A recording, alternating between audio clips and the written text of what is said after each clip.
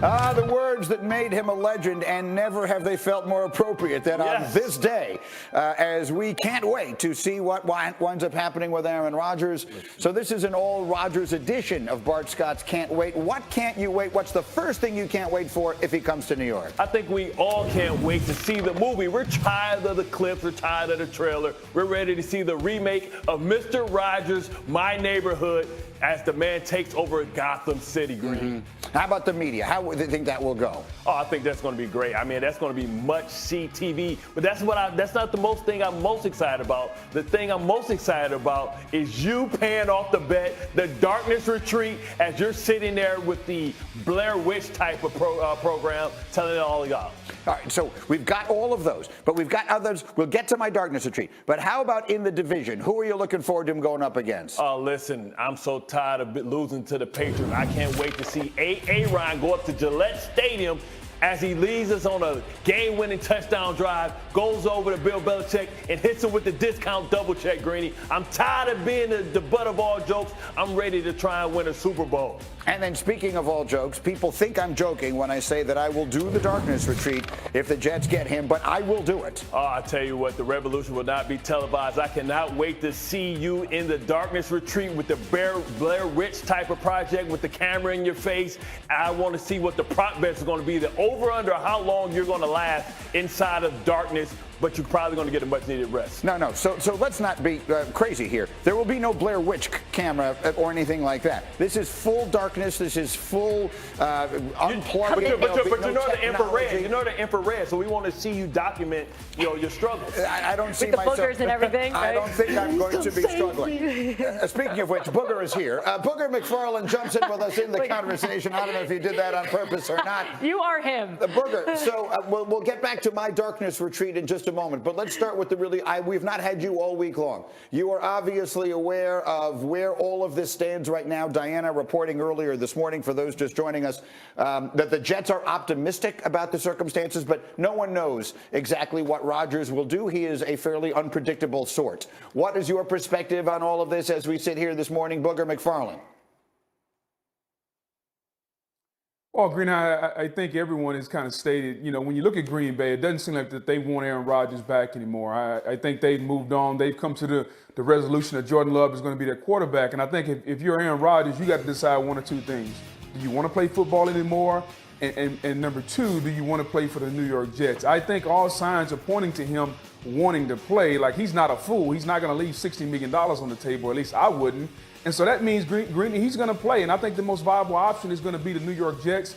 I think that defense, that head coach, that offensive coordinator, everything that's pointing up there says Aaron Rodgers could come in there and be the quarterback that they've always wanted, a guy that could put him in a position to win with that defense. Now, here's the key, Greeny, is what's going to be his level of commitment? Because Aaron Rodgers is 38 years old. Are we showing up for OTAs? Are we showing up to do the thankless stuff in the offseason where nobody's watching, where you're out there throwing the young receivers?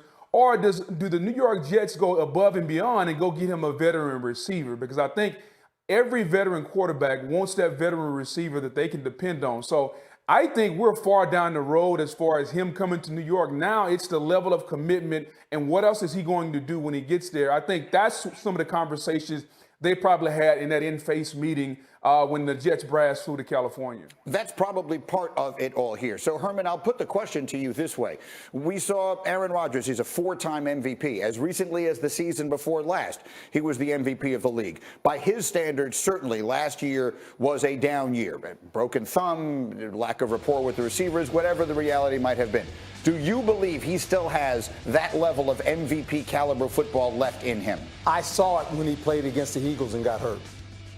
He got hurt against the Philadelphia Eagles. Yep. It looked like the old Aaron Rodgers for me, with how he was throwing the ball and moving, he got hurt. But I think if he goes to the Jets, he's in a system that he already knows. He has a play caller that has been with him. That's critical, in my opinion. He understands Nathaniel Hackett. Nathaniel Hackett knows what this quarterback likes to do in situations. So he doesn't have to think about that. He's got the guy, the guy that's called plays for him when he was the MVP. He's calling plays for him in New York. with a great defense. Yeah, Nathaniel Hackett, who again was the head coach in Denver for a brief time and now becomes the Jets offensive coordinator and was part of the contingent that went out to meet with Rodgers last week. Diana, catch us up. Yeah, so now we really are all in the same boat. We being fans, us, the New York Jets, waiting to see what Aaron Rodgers is going to decide to do here, right? Because it's going to come down to his decision and what he wants. And, you know, the Jets have done absolutely everything they could possibly do to convince Rodgers that this is the spot for him. This is where he can win. This can contribute to, you know, what he can leave a lasting impression on the game. Everything that goes entailed with what Aaron Rodgers cares about.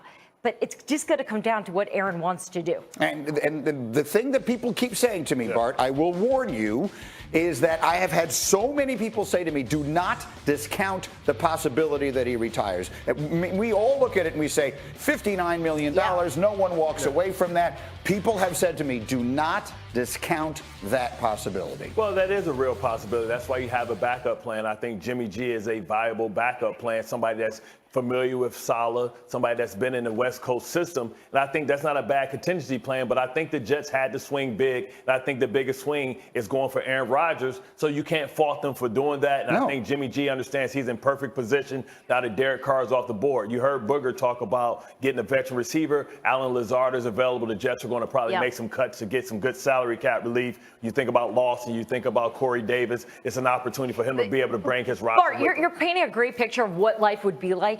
But this is a gigantic loss for the New York Jets if they don't land Aaron Rodgers. Yeah, but they tried. I mean, they were shunned by Kirk Cousins a couple years ago. I agree with you. They went all in. And they're all in. They pushed the chips to the middle of the table, recognizing that they have a good young roster. I'm trying to read the wry smile on my friend Booger's face. What is with that expression, Booger? Well, Greeny, because I know exactly what all this means to you, and you're so torn. One moment Diana says things are inevitable, and the next moment Bart is painting the picture saying, well, what if it doesn't get done? So your emotions are going back and forth inside. You don't want to go hang out with your wife at night because there's too much going on with the Jets conversation. You are a mess, my friend. I've known you for a long time. Here's the thing I'll tell you, Greeny.